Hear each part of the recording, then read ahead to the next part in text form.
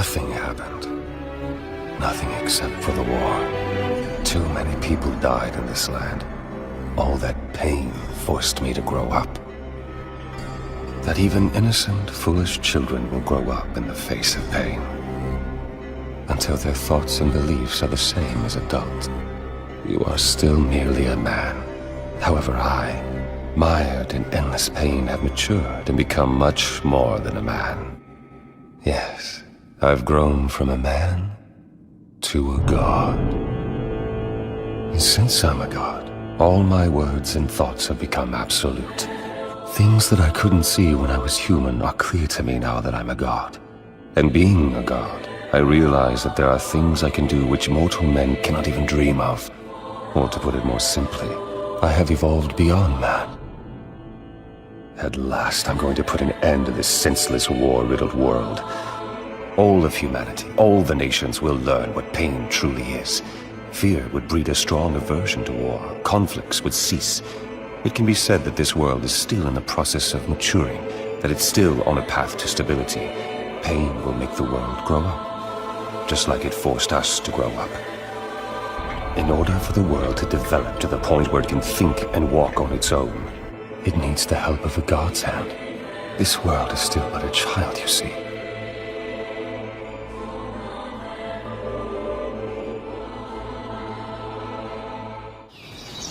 In the shinobi world, it's not how you live, it's how you die.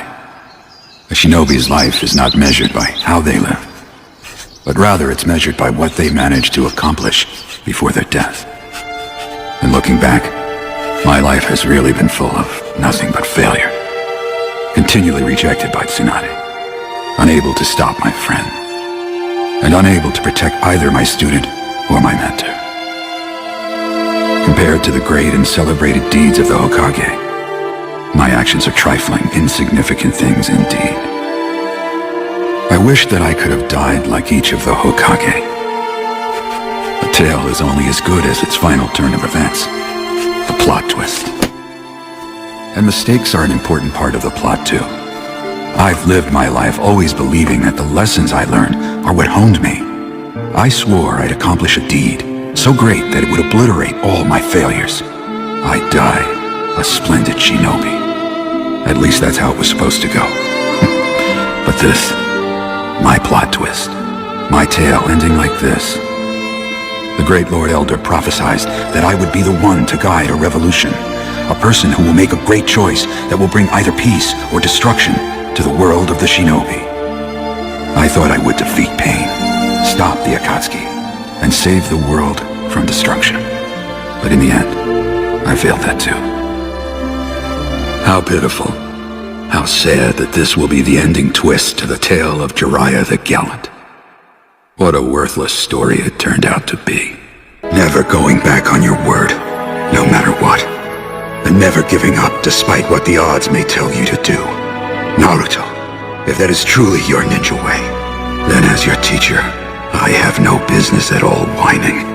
Because, as everyone knows, a student inherits his ninja way from his teacher. Right, Naruto? The tale of Jiraiya the Gallant. Well, now it'll end a bit better, I hope. The final chapter. I'll call it Frog at the bottom of the well drifts off into the great ocean. Just barely glorious, but glorious indeed. Now, I suppose it's about time I put down my pen. Oh, that's right.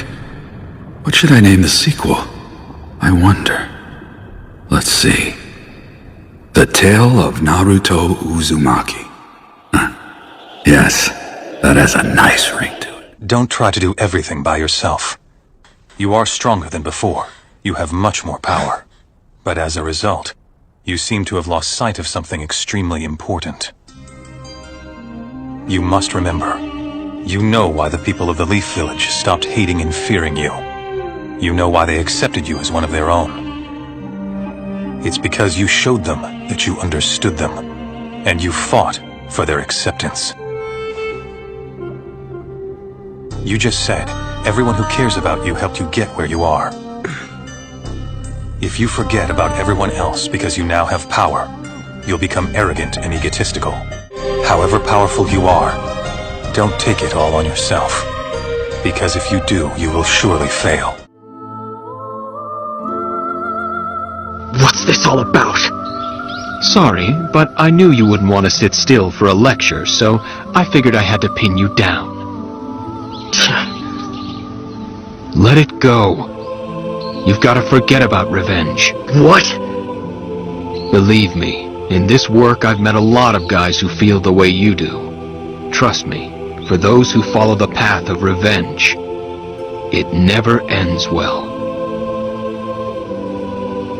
You'll only tear yourself apart. And even if you succeed and you get your revenge, what will you have then? Nothing. Emptiness. Shut up! What makes you think you know anything about it? It's easy for you to talk. You have no idea! Easy. Just try to calm down. Maybe if I was to kill the most important people in your life, everyone who's ever meant anything, maybe then I'd listen to you. Because maybe then you'd have some idea how I feel. It's an interesting theory, but I'm afraid you're a little late to put it to the test.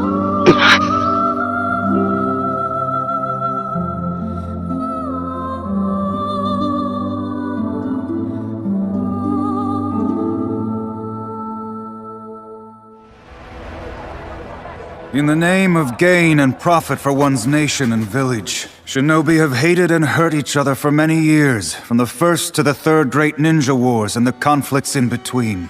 All of that hatred cried out for power, thus I was born. In the past, I was hatred, and power, and a Jinchuriki. I hated this world and all its people, and thought about destroying both. But then, a single shinobi from the Hidden Leaf Village stopped me. He cried for me. I was his enemy, yet still he cried for me. And he called me his friend, even though we had battled. He saved me. We were on different sides, but we were both Jinchuriki. Between those who have experienced the same pain, there can be no hate! There are no enemies here now, because each one of us bears the pain of having been hurt by the Akatsuki. Now there is only Shinobi. And if you're still unable to forgive the sand, you can come back and face me after this war is over. The friend I spoke of who saved me is the target of our enemy. If he falls into their hands, our world's finished. I want to protect my friend. And I want to protect this entire world. I am too young and inexperienced to do that. So I ask you, all of you, please lend me your strength for this fight! You got it, Lord!